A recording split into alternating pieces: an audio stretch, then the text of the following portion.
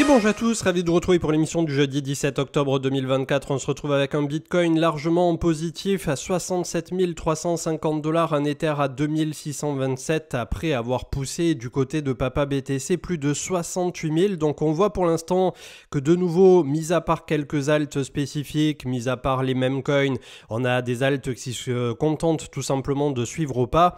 Et pour cause, on a une Bitcoin dominance qui pour l'instant est autour de 69%. Donc c'est complètement fou. Petit à petit, on continue de gravir au fur et à mesure effectivement qu'on fait tomber les ordres sur la map de liquidité au niveau des ordres leviers. Eh bien, on a la Bitcoin dominance qui est en direction des 60%, là où probablement, on l'espère tous, elle va enfin trouver son top pour avoir un peu d'argent qui rentre du côté des alts.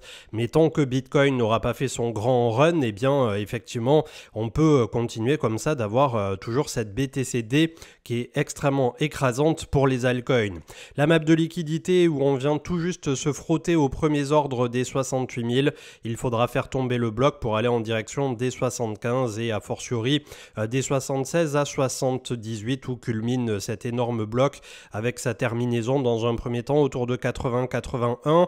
Ensuite on part de ce bloc des 80 jusqu'à 90 et ensuite de 100 à 110 000 $. Donc tout ça est notre zone de jeu finalement pour ce bullrun avec les plus optimistes qui rêveront de 150 000 à 200 000 $. Au niveau du 4 heures, toujours en train d'essayer de renverser cette polarité où nous avions des points hauts de plus en plus bas, des points bas de plus en plus bas. Et là, ça fait quelques itérations depuis ce point extrême du 5 août au moment du Yen Carry Trade où nous avons réussi à renverser la polarité.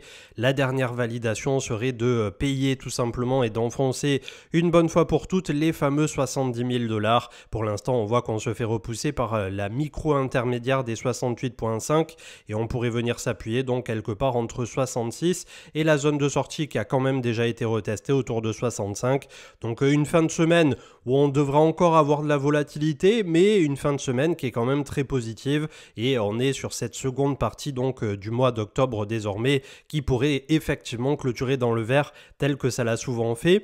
Le Crypto Fear and Greed qui est dans le grid 71 et on voit que le Social Index est plutôt à fond sur up avec là aussi des open interest qui sont de retour à gogo. Donc il faudra se méfier qu'il n'y ait pas une petite tirette de flamby comme on dit par ici qui finalement viendrait tout simplement flush une bonne fois pour toutes les ordres à levier. On part sur les infos avec l'Italie qui va augmenter l'impôt sur les plus-values Bitcoin de 26 à 42%. Donc clairement l'Italie qui se tire une balle dans le pied et qu'il n'est plus du tout l'Eldorado crypto qui ne l'a probablement jamais été. Mais voilà, là au moins c'est clair, net et définitif. On a Charles Edwards qui met en avant que les data on-chain sont les plus fortes qu'on ait vues depuis le premier trimestre 2024 et ça n'est pas rien puisque premier trimestre 2024 c'était l'arrivée des ETF spots pour Bitcoin et on n'a jamais eu autant d'engouement, autant d'intérêt. C'est pour ça aussi que le prix a poussé beaucoup trop vite, beaucoup trop fort et on retrouve un peu ce mood là puisque les ETF en seulement 2 jours ont eu 1 milliard qui sont rentrés en inflow. Donc ça va très vite de nouveau et ça se passe essentiellement comme on peut le voir du côté de Bitcoin et pas encore malheureusement du côté de Ether. On espère que ça viendra ensuite. La chose à retenir quand on parle de Tesla, c'est la recherche et développement qui en découle, qui finalement, et il le prouve au travers de ce clip, quand on a de la recherche et développement au niveau des batteries, au niveau de l'IA, de la robotique, de tout ce qui est Tesla Vision et etc., ou vraiment le côté très élargi de tout ce qu'ils proposent et ils font, eh bien ça bénéficie à tous les produits derrière. Toute la R&D du robot, ça bénéficie à la voiture et vice versa. Et c'est ce qui me plaît énormément dans cette société, sans vouloir de nouveau leur passer la pommade. On avait Yabosa qui mettait en avant l'arrivée de 2 nouveaux stablecoins sur Swissborg avec le franc suisse, le VCHF et adossé à l'euro, le VEUR. Donc très bonne nouvelle pour ce premier stablecoin qui est proposé notamment à la communauté suisse et Swissborg que là aussi on ne peut que vous recommander pour le coup puisque pareil ça fait des années qu'ils sont là, ils fonctionnent très très bien au niveau de la recherche du meilleur prix au moment où vous voulez acheter une crypto-monnaie, que ça soit des cryptos qui sont plus orientés CeFi ou DeFi et vous avez également la possibilité au travers de différents modules d'investir sur des paniers qui sont en gros DeFi, les top tokens, les layer 1, il y a également les mêmes coins depuis récemment et il y en a quelques autres, vous trouverez forcément votre bonheur, il y en a même un où il y a du BTC et du Gold et ce ratio ratios évoluent en temps réel en fonction de la force du gold ou du BTC. Bref, c'est assez incroyable ce qu'ils ont développé au travers du temps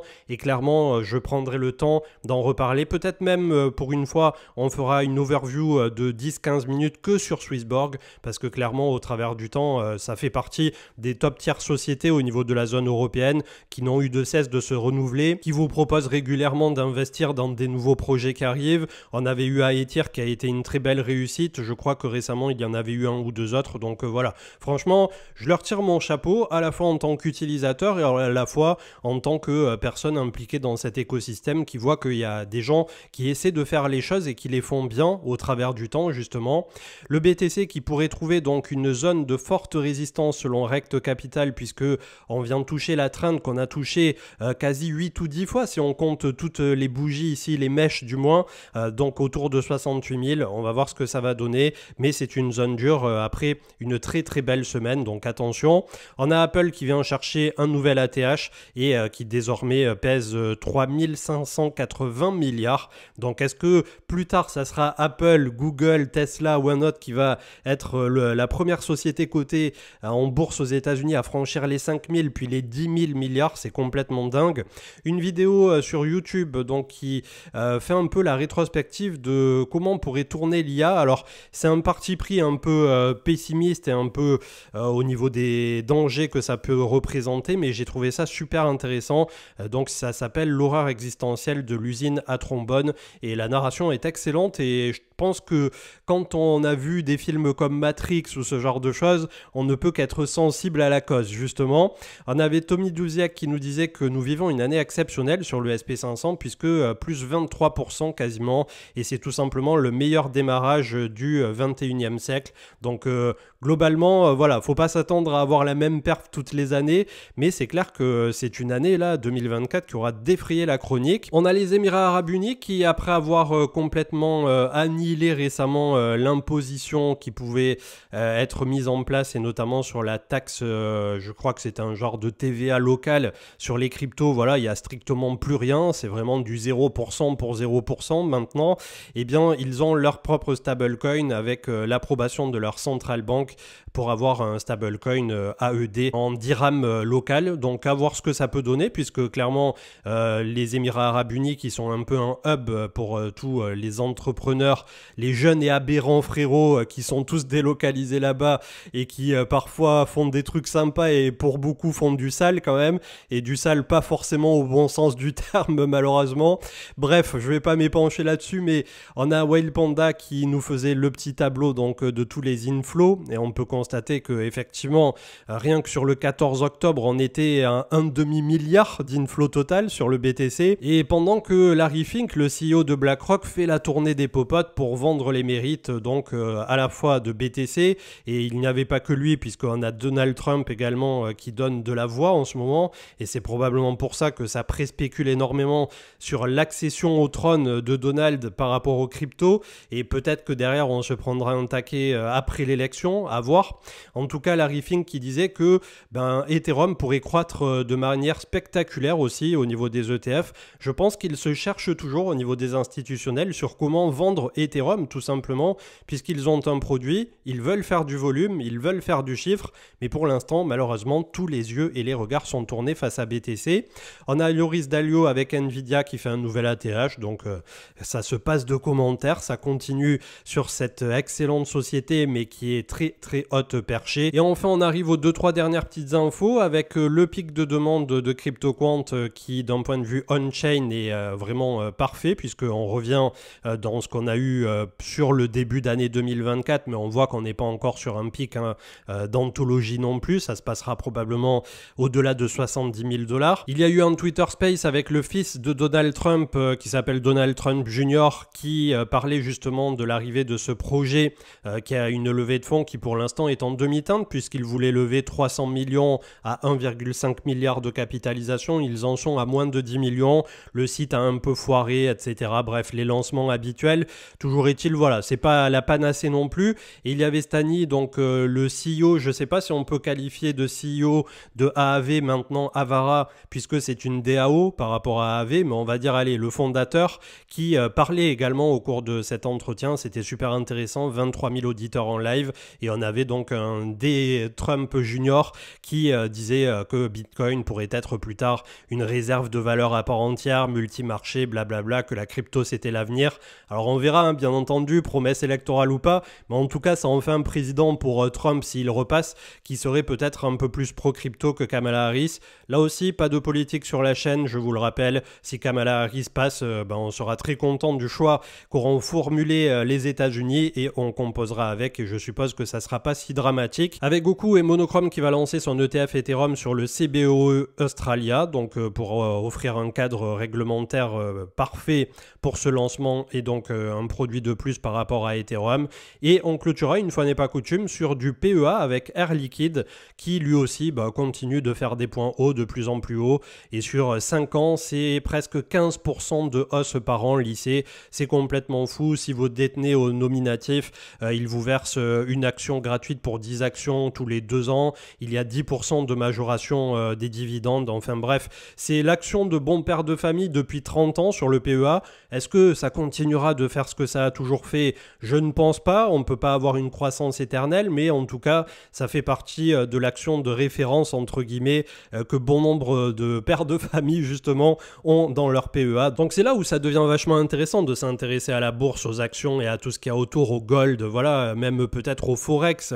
Et c'est quand on vient de la crypto et qu'on est habitué à une telle volatilité, clairement, quand on vient comme ça sur une action qui a un bêta, c'est-à-dire un écart de volatilité type d'à peu près 10% par an et qui perd moins que l'indice, que le CAC 40 quand il y a des gros drawdowns, ça en fait un peu de l'or en barre pour bétonner un fonds de portefeuille. Là aussi, je ne suis pas conseiller financier, peut-être que je dis que des bêtises, donc je vous invite à faire vos propres recherches et à ne pas prendre ça pour argent comptant.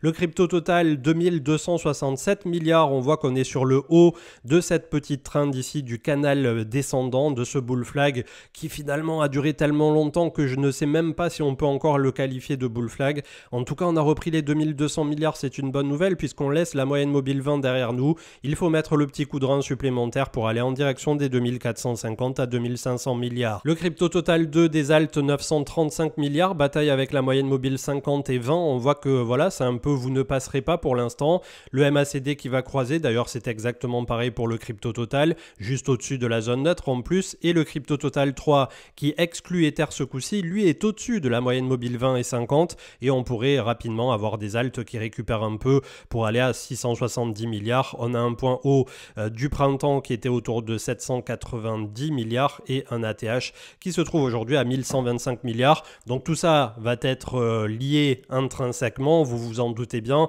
à cette fameuse BTCD qui n'a pas dit son dernier mot, très loin de là, 59%, complètement dingue, ça continue tel un rouleau compresseur d'enfoncer littéralement les altcoins, et on peut le voir donc avec un chart BTC qui lui est au-dessus de la moyenne mobile 20 à 62,4 et aujourd'hui c'est hissé très largement au-dessus des 65 000, donc on risque d'avoir une clôture hebdomadaire qui est loin d'être anecdotique. On a un ETH BTC qui est toujours autour de son 0.04, mais ça retrouve toujours strictement aucune force, avec 14% de dominance, peut-être la dominance qui est un peu plus jolie à observer entre guillemets, mais on est encore loin du compte pour ETH qui a franchi la petite intermédiaire des 2500, 2550. Tout va se passer désormais pile poil là où se croisent la moyenne mobile 20 et 50 autour de 2850, donc on va dire entre 2008 et 2009. En gros, si on projette tout ça, une fois qu'on sera au-dessus de 3000 pour de bon pour Ether, on pourra souffler un bon coup et se dire que probablement la relance est proche. Le VIX, indice de la peur et de la volatilité aux États-Unis qui recule pas mal, donc sur moyenne mobile 200 juste sous les 20 points. On a le futur au niveau du SP500 qui est dans le rouge très léger à l'équilibre 0.05, tandis que le DXY, le dollar américain, a bel et bien percé les 103 points moyenne mobile 20 et se heurte à la moyenne mobile 50. Donc on a un dollar fort. C'est plutôt pas mal de voir la crypto forte avec un dollar fort, mais il y a un moment où il faut aussi que le dollar lâche du mou pour que vraiment on puisse passer la seconde sur le marché crypto. Le gold pour sa part 2682 qui repart en direction là aussi d'un ATH, donc il y a tous les marchés qui sont sur des ATH mis à part le marché crypto, et le SP500 qui a clôturé hier à plus 0,50, mais là aussi on continue donc d'empiler des petites bougies qui sont de plus en plus resserrées finalement, et j'ai peur qu'au bout d'un moment ce bout de souffle se retranscrive sur un post-élection des États-Unis, peu importe qui sera le nouveau président, avec un retracement un peu plus majeur, peut-être sur des mauvais chiffres, avec une inflation qui continuerait de remonter et la Fed qui serait un peu derrière sa propre courbe. Ça pourrait être corroboré par le fait que les taux, on l'a vu, ont énormément remonté, peu importe les taux. Alors là, par exemple, le taux à 5 ans se heurte à la moyenne mobile 20, c'est peut-être ce qu'on veut voir, mais pour l'instant, on a quand même toujours des taux qui sont à plus de 4%. Donc voilà, c'est un peu problématique à court terme, mais il arrivera un moment où on aura vraiment des taux qui cracheront leur trip, où on aura un dollar qui rebaissera relativement fort et de l'argent qui viendra complètement se déverser dans les marchés qu'on qualifie à risque, comme les actions et a fortiori les crypto-monnaies. Ceci étant dit, aujourd'hui, on a quand même déjà de l'argent puisqu'on le voit, le SP500 ne s'est jamais aussi bien porté. Donc on se demande justement ce que ça pourrait être si on avait tout l'argent des bonds qui venait sur le marché à risque, entre guillemets. C'est assez fou de s'imaginer tout ça. On aurait peut-être un bull run séculaire. Mais en attendant, je pense qu'en intermédiaire, on va quand même se prendre une petite tape sur le pif. Et j'espère bien entendu que ça ne se transformera pas pour nous en crypto en une grosse tape, puisque la plupart du temps, ça a tendance à amplifier un peu les mouvements. Et on l'a vu récemment, malheureusement, on n'était pas trop corrélé à la hausse avec le SP500 et on avait tendance à pas mal corréler à la baisse. Donc attention, mine de rien, tant qu'on n'a pas fait un nouveau point haut sur le Bitcoin. Les 70 000 nous permettront très certainement d'ouvrir la porte vers la suite du bull run, mais tant qu'on n'est pas complètement validé autour de tout ça, attention, ne mettons pas la charrue avant les bœufs. Je vous souhaite une excellente journée. N'oubliez pas, vous avez le petit lien Realty pour aller découvrir l'immobilier tokenisé. Et pour ma part, je vous retrouve soit au cours du week-end s'il y a matière à dire, ou bien maximum lundi. Ciao, ciao.